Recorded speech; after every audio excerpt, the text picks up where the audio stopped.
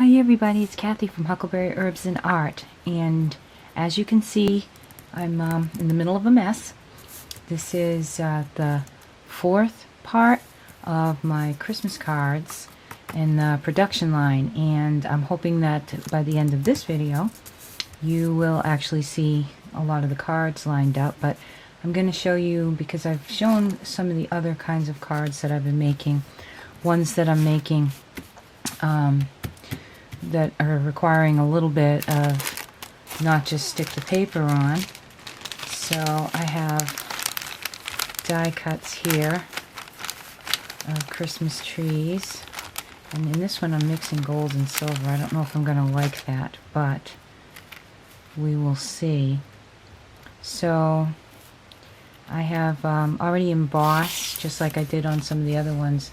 I have holly embossed on this cardstock, and I'm just going to place, this is the banners, trees and banners die that I had in the giveaway, and I've cut a bunch of gold and silver. I'll show you the gold ones in a moment, and I figured I'd just share the process with you, which is very doodaddy.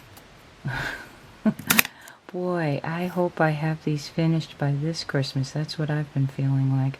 I've been at this and at this, and I do want a lot of Christmas cards, because even if I weren't to sell them, but I think I'll be selling a few anyway, I'll be able to put some in my Etsy store so people can see that I have Christmas cards, and I'll be giving Christmas cards out myself, so can't hurt to have a lot of them, and it's been a learning experience. Now, I'm not really fond of this whole gold and silver mix here, but I'm keeping this particular version of the card very simple, and this is the Tim Holtz craft metallic paper that I've cut these out on, and I'm using my little bows that I've already cut out, and I think I am going to use a gold bowl because the tree is silver, and I'm trying to mix it up with silver and gold. So where the tree takes up so much silver, I think having the bow at the bottom be gold. And I did that in place of a trunk, just to put the bow on to give the, because I thought about it for a while, do I want to get some brown cardstock out, but I really wanted to keep this the silver and gold versions. And then I just have this very inexpensive star garland, and I'm just cutting a piece off. It's held together with a very fine string.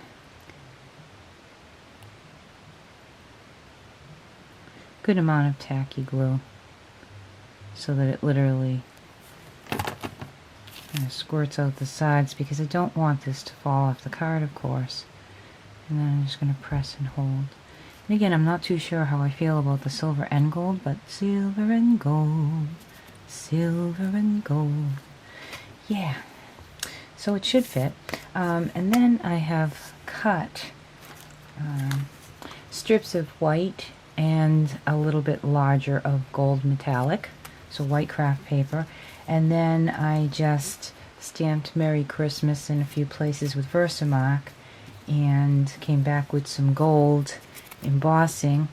So I have this Merry Christmas arrow here, and I am sort of by hand by eye coordination, which means complete imperfection, cutting the shape, because I don't have banner arrow die cuts. And the thing is, I've been trying to actually cut this part too, because if you cut it just right, you can save on your paper, because you already have the point of the arrow. That has added some challenge, but why not try? There we go. Okay, so I have the point of the arrow that's coming up next, and a little trimming here because it doesn't look quite even. Huckleberry is opening the door for me to come and join me. Alright, that looks pretty good, if you can see it. And again, I'm going to press that. Huckleberry, first you wanted to come in and now you want to leave. Did you just come up to tell me that it's dinner time and that I am doing the wrong thing? Huh? Where you going? Okay, so I'm going to glue my arrow on.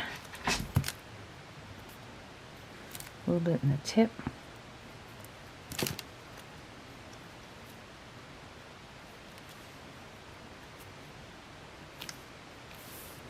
Yeah, you're going to be very careful not to get the glue on this metallic paint because it does show up, on the paper. And then I am using some pop-up dots. Huckleberry's walking around the room right now knocking things over because it is dinner time and I am not making dinner. Okay, get this arrow on. There we go. Okay, and then I've been coming back with some flat back pearls and placing them in the corner, like so.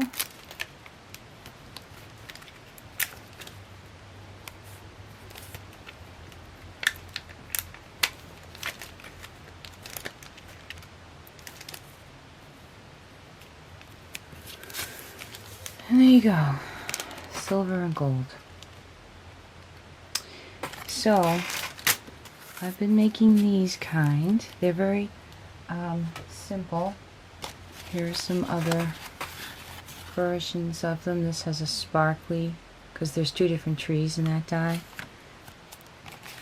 So there's a sparkly one. There is an all gold without a trunk because that other tree had more length to it, so I felt like it touched the bottom and made a little more sense. But I liked putting the pearls in these. Kind of worked out on the corners. And there's the first one that I did. And again, the bow I think is a little bit too high, but at any rate, there they are. Some of the next Christmas cards that I've been creating. And I'm going to come back with some other versions of cards that I've been doing. And hopefully have some kind of a finale. I hope. Okay, so I actually still have more cards to do, but I wanted to finish up this production line series by just showing you where I'm at the moment, because I am actually got to bring some of these to a person or two who has put an order in, and I'm going to start mailing some of them out. So I thought I would just jump in here and show everybody essentially where I am at this point. And I hope the lighting's alright, but I really did decide that I would use my dining room table to give people a glimpse of how many cards I had finished thus far. So there's the ones that you saw me working on a few weeks ago, which have, let's see if I can grab this without moving things too much, a little bit of the parchment paper and the silver or gold. So they have the poinsettias on them, and I used some of the card itself. Here is the group of cards that you saw me working on last, with the gold die cut trees and at least the silver and gold one down there on the end.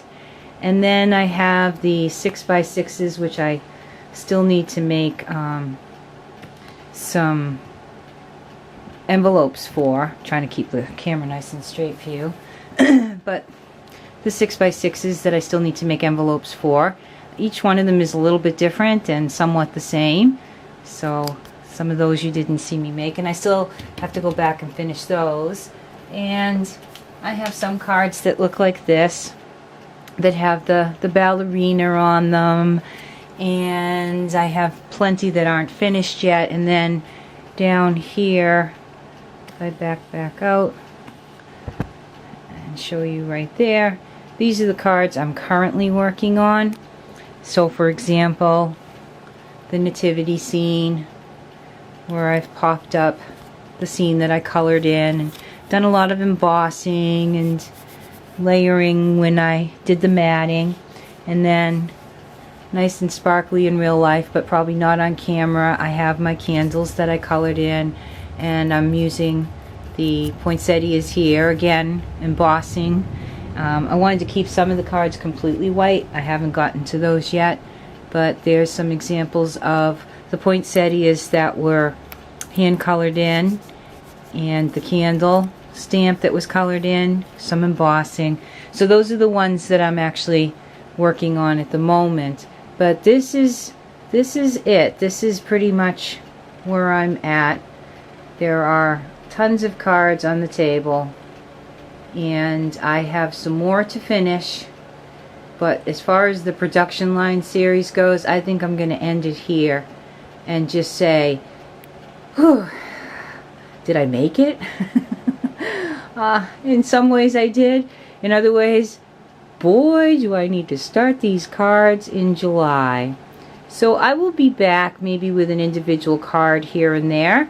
But for right now, that's what I wanted to just share with you for the moment, was that I am finally at the point where it's time for these guys to be mailed out and to be sent out to people who want to use them, to mail them themselves.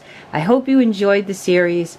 I'm tired. I'm sure that those of you that are home a little bit more than I am could have pulled this off a little bit sooner, in shorter amount of time, because I really am trying to put this together in between a full-time job that goes way more than 40 hours and a part-time job that's another 10 to 20 hours, and then on top of it this, and take care of my house. So yeah, I'm sure many of you could have accomplished this in a much shorter amount of time. But this is not even all of the paper. I still have paper cut up and ready to go. And it just goes to show you, it's almost endless once you chop one of those pads up, the amount of cards and projects that you can have, especially if you start to do things like this with the stamps and cut them out and do the die cutting and coloring and add to what you're capable of doing. Not just the pad, but all of the things that go with the pad. Okay, hope you enjoyed this. I'm off to the races, to the next thing. Till next time, everybody, this is Kathy from Huckleberry Herbs and Art. God bless.